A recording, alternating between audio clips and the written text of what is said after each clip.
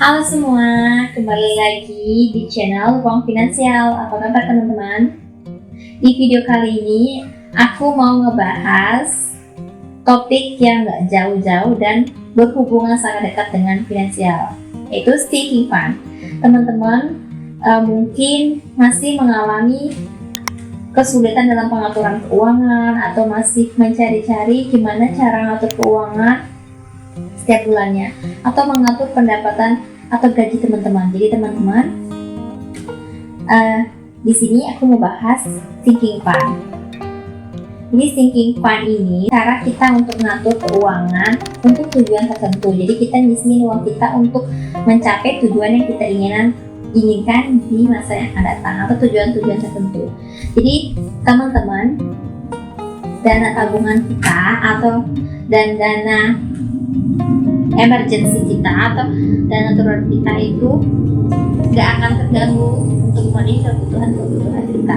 Misalnya kayak aku ingin bisa beli tas baru atau beli baju baru, beli mobil baru, renovasi rumah. Jadi aku itu udah nyiapin dana sinking fund. Jadi untuk dana tabungan aku gak akan terkorek gitu teman-teman ya. Jadi kita gak perlu mikirin dana tabungan utama atau dana darurat kita.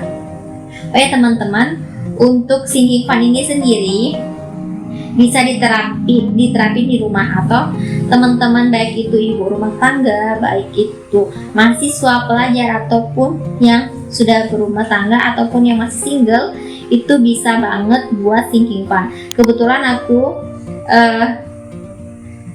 buat sinking fund yang sederhana ya teman-teman. Ini aku ambil dananya itu dari sisa uang belanja bulanan aku. Jadi belanja bulanan aku itu nggak selalu habis sih teman-teman, syukurnya masih tersisa. Jadi daripada nanti untuk keperluan yang tidak jelas, tidak pasti atau uangnya nanti habis nggak karuan, jadi aku tantang diri aku untuk buat sinking fund kayak gini teman-teman ya. Ini simple banget dan sederhana banget.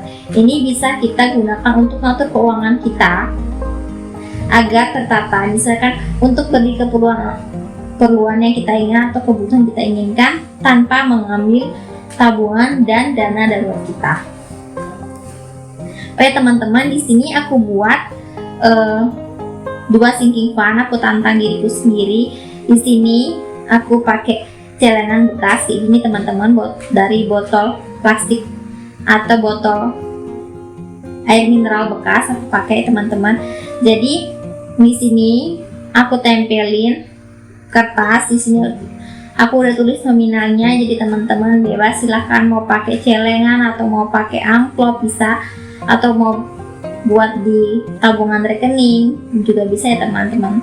Jadi simple, terserah teman-teman buat menarik mungkin agar kita menabungnya itu jadi menyenangkan, nggak jadi terbebani kayak gitu teman-teman. Di sini aku untuk sinking fund pertama aku nominalkan 2.000, sama yang kedua itu nominalnya 10.000. Aku pakai nominal yang kecil ya teman-teman, karena kebetulan untuk kayak bulanan aku itu perharinya untuk biaya belanja hariannya itu 10.000. Jadi jika aku belanja misalkan 6 atau 8.000 itu masih ada sisa sekitar 4 dan 2.000. Ini aku masukin di sini teman-teman. Jadi sisanya itu nggak kepake untuk keperluan yang nggak penting gitu teman-teman. Misalkan jajan itu kan kayak keperluan yang tidak terlalu penting gitu untuk keinginan kesenangan semata. Jadi mending aku tabung aja di sinking fund ini kayak gitu teman-teman. Jadi uangnya aman.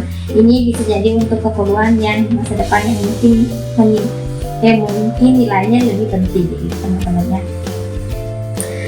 Teman-teman di rumah bisa buat sinking fund dengan nominal yang berbeda-beda. Mungkin ada yang 5.000, 10.000 atau 20.000, 50.000 dan 100.000. Silahkan teman-teman buat sinking fund atau cara menabung, tantang diri agar menabungnya menyenangkan dan uangnya aman tersimpan, nggak kepake untuk keperluan yang nggak penting ya teman-teman. Jadi kita harus pintar-pintar ngatur uang, pintar-pintar menyimpan uang. Dan kunci utamanya itu adalah disiplin ya teman-teman. Kalau kita disiplin, cara kita ngatur uang bagaimanapun atau nominal berapapun, kalau kita disiplin ya mudah-mudahan akan menjadi banyak kayak gitu teman-teman. Kalau kita nggak disiplin ya berapapun nominalnya, kalau kita nggak disiplin, kita ambil atau kita nggak tekun nabungnya seperti itu, dan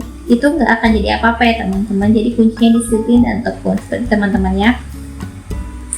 Jadi apalagi di musim seperti ini, di musim pandemi, kita harus lebih bisa mengatur keuangan kita. Yang lebih dekat saja keuangan rumah tangga kita. Jadi seperti itu teman-teman, agar keuangan rumah tangga kita menjadi aman ke depannya seperti itu. Karena banyak sekali manfaat dari sinking fund yang kita peroleh. Yaitu yang pertama, kita akan terbebas dari hutang. Jadi kalau kita membuat sinking fund seperti ini, terlebih dahulu kita mempunyai keinginan untuk membeli barang atau sesuatu, kita nggak perlu sampai hutang. Jadi kita nabung sedikit demi sedikit dulu untuk memenuhi pencapaian nominal yang kita inginkan seperti teman-teman. Kebetulan aku buat sinking fund ini startnya dari bulan Agustus. Jadi untuk sinking fund plus ini sendiri aku belum menargetkan atau tujuanku mau beli apa sesuatu ke depannya, tapi aku tantang dulu diriku aku untuk nabung daripada nanti uangnya digunakan untuk hal-hal yang nggak penting kayak gitu teman-teman. Kalau teman-teman mungkin silakan sudah ada tujuan atau untuk apa, silahkan teman-teman buat sinking fund kayak gitu teman-teman. Yang kedua yaitu mencegah pemborosan. Jadi kalau kita buat sinking fund, jadi dana sisa atau dana dan lain-lain atau yang masih tersisa kita bisa simpan ya teman-teman. Jadi kita nggak sembarang untuk menggunakan uang, jadi mencegah pemborosan. Yang ketiga yaitu mencegah rasa bersalah kita dalam menggunakan uang.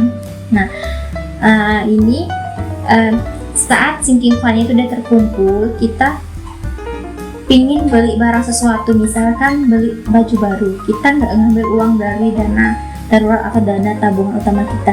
Jadi kita uang tabungan utama kita itu masih utuh, jadi kita nggak merasa bersalah karena uang yang kita sisihkan setiap bulannya sudah ada pos-posnya tersendiri, yaitu pos untuk investasi, untuk tabungan, dan untuk dana darurat, dan untuk kebutuhan lain-lain. Itu sudah kita bagi per pos-pos. Jadi untuk sinking fund atau sinking fund misalkan beli baju baru itu udah kita siapin teman-teman, jadi kita bebas dari rasa bersalah seperti teman-teman.